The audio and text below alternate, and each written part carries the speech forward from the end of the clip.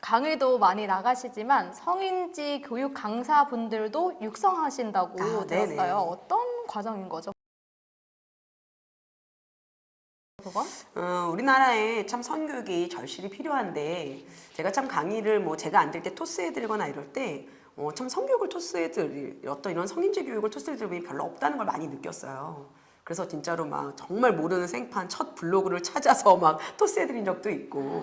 근데 우리가 성인지 교육을 이제 뭐 어린 아이들부터 생각하면 이제 쉽게는 성교육이라 볼 수 있겠죠. 그래서 이제 제가 전 생애를 다루는 성인지 교육을 하고 있고요. 그냥 이제 네이밍 자체를 이제 성교육 전문 코칭 강사 양성 과정 이렇게 네. 조금 길지만 그렇게 이제 하고 있는데 그만큼에 있어서 유아 그리고 뭐 이제 초등, 중등, 고등, 이제 대학생, 부부의 성 그리고 이제 노인의 성, 장애인 성까지 전 생애를 다루고 있는 7조 과정으로 강사 양성 과정을 진행하고 있습니다.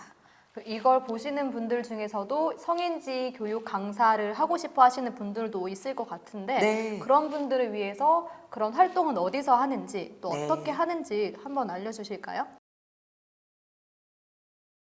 네, 요즘에 우리가 이제 코로나 이후에 이제 온라인 교육, 중교육이 많이 활성화됐죠. 그래서 저도 이제 줌으로 전국 각지에서 많은 분들이 오고 계시고요. 뭐 블로그나 이렇게 SNS로 이제 기술을 모집하니까 그때마다 타이밍이 이제 맞는다라면 들어오실 수 있겠고요.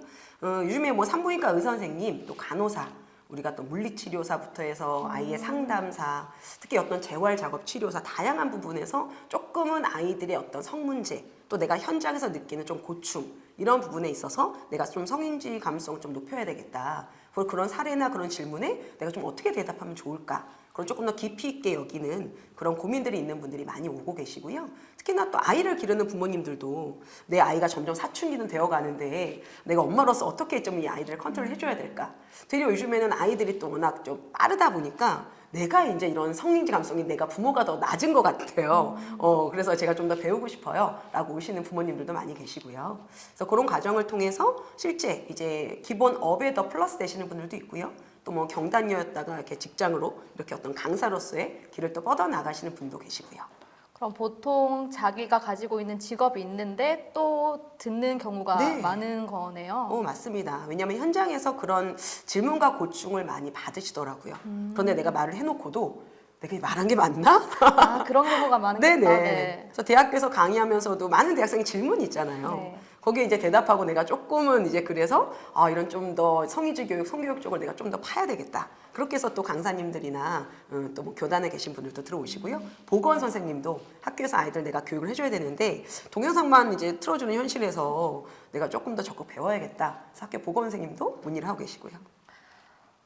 아까 직장인 부모도 많이 오신다고 하셨고 이제 네. 자녀를 두신 분들이 많으실 거잖아요. 그런 부분을 이제 자녀들의 성교육을 위한 팁이 있을까요? 네. 뭐 너무 많지만 제일 네. 중요한 건 가정에서도 이 경계 존중이 대단히 중요해졌어요. 그래서 실제 부모님들이 어떻게 여기실지 모르겠는데요. 어릴 때부터 그 물어보는 에티켓은 되게 중요하거든요. 너무 예쁘다고 아이고 우리 딸 우리 아들 이렇게 뭐 안고 뽀뽀하고 엉덩이 막 부비부비하고 뭐 어린 아이들 그런 행동이 뭐 과거에는 정말 많았죠. 근데 이제는 유치원에서부터 서로 간에 뭐 친구 간의 경계 존중은 당연하듯이 가정에서부터 그런 부분에 있어서 같이 존중감을 느낄 수 있게 물어봐 주세요라고 이야기를 합니다. 우리 딸 엄마가 뽀뽀해도 돼? 근데 이 말 한마디가요 너무 어렵게 생각하지 마시고 또 피곤하다. 내 새끼인데 내가 예뻐서 그런데 라고 너무 서운해하지 마시고요. 그렇게 내가 물어보다 보면 아이도 나한테 물어보거든요. 엄마 이거 해도 돼요? 엄마 핸드폰 잠깐 봐도 돼요? 엄마 나 안아줄 수 있어요? 이렇게 물어보는 게 훨씬 더 나를 살펴주는 거, 나에 대한 배려하는 거 그런 기분이 들어서 저도 너무 기분이 좋았어요.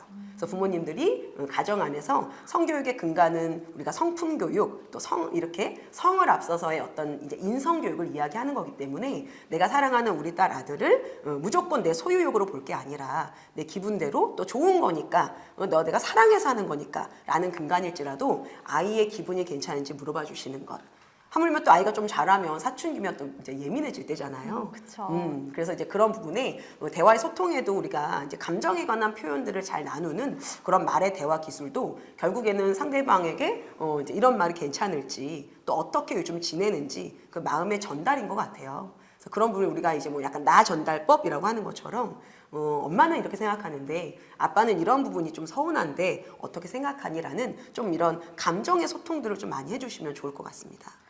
보통 이제 엄마가 아빠가 있으면 아빠들이 자기 자식이라고 생각을 하고 이제 마음대로 행동하는 경우도 있다고 하는데 네. 그 중에 얘가 하나 생각이 나면 이제 내 딸이라고 해서 뭐 엉덩이를 만진다던가 아니면 뭐 어깨 동무를 한다던가 이런 공개적인 자리에서 했을 때 또 아이가 기분 나쁘다고 생각을 하는 경우도 있다고 하더라고요. 불편하고 민망해하는 경우 많이 있어요.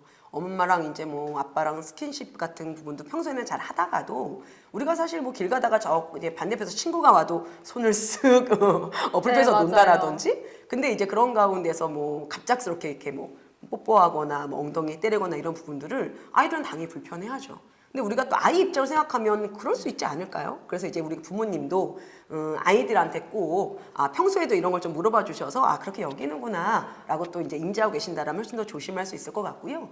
꼭 우리가 뭐 가정이냐 공개적이냐 장소에 상관 있는 것이 아닌 우리가 자기 성 결정권에 있어서 아이가 그걸 어떻게 이제 여기는지 그런 대화를 나누는 것이 뭐 성교육에도 제일 근간이 되는 부분이죠.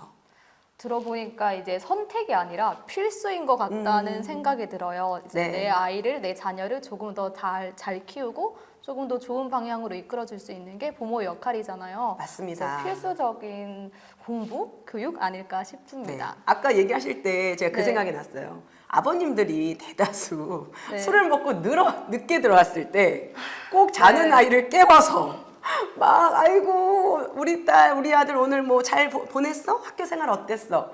근데 이제 막 까실거리는 수염, 아빠 네. 술 냄새. 저 난 지금 자고 너무 싶은데. 와닿아요. 네. 네, 그런 부분에서 또 이제 얘기하거나 하면 되게 서운해하시고 또 아빠가 서운해할까봐 말 못하고. 근데 그런 게요. 사실 너무나 만연한 한 가정에서 오랫동안 있었다면 어떤 위험도가 있을 수 있냐면 내가 사랑하는 사람을 만났고 좋아, 그래서 잘 지내요. 그런데 사실은 그런 가운데에서 어떤 순간순간에 싫지만 해줘야 되는, 응해야 되는 그런 부분들이 가정 안에서 많이 고착됐던 경우에는 그것이 어떤 때로는 데이트 폭력까지도 갈 수 있는 정서상의 문제가 될 수도 있는데 네. 그 부분에 있어서 뭐 좋으면서 튕기게는 이런 어떤 표현들도요. 어찌 보면 가정 안에서 뭐 싫다고 해도 다 우리 엄마가 받아줬었거나 아니면 또 실제적으로 나 또한 그렇게 해줬었거나 이런 부분들이 많이 이제 있었을수록 나중에 성인이 되었을 때도 그런 부분들이 영향을 미치더라. 그래서 이제는 우리가 어릴 때부터 가정 안에서 서로 간에 물어보고 거기에 대해서 동의를 구하는 것 아주 중요하게 이야기하는 부분입니다. 아빠들 보고 계시면 한 번쯤 다시 한번 생각을 해야 될 것 같아요. 네. 네, 끝으로 시청자분들께 이걸 보시는 분들께 이제 전해주실 말씀이 있다면 한번 부탁드릴게요. 네, 우리 사회가 점점점 살기 좋은 사회로 되는 것 누구나 다 원하실 겁니다. 경제적인 부분은 조금씩 우리가 올라가고 있는데요. 그에 맞는 시민의식은 어떠한가 좀 생각해 봤으면 좋겠어요. 아무래도 아직 우리나라 대한민국 가운데에서 남녀평등을 이야기하는 가운데 우리가 조금은 더 풀어가 나가야 될 숙제가 있지 않을까 싶습니다. 그런 가운데 우리가 성인지 교육, 우리가 서로를 존중하는 그 기본이 되는 자세이기 때문에 서로 말하고 행동할 때 때로는 쳐다보는 시선부터 이런 다양한 부분에 있어서 남이 불편하다고 한다면 당연히 내가 멈추고 사과할 수 있는 그런 에티켓 또한 내가 힘든 걸 힘들다고 말할 수 있는 용기 되게 중요한 것 같아요. 아이들 간에 또 실제적으로 우리가 뭐 사랑하는 사이 간에 정말 어른이 되고 나서 직장 생활하는 간에 이런 좋은 에티켓이 더 좋은 올바른 문화로 자리가 잡혔으면 좋겠습니다.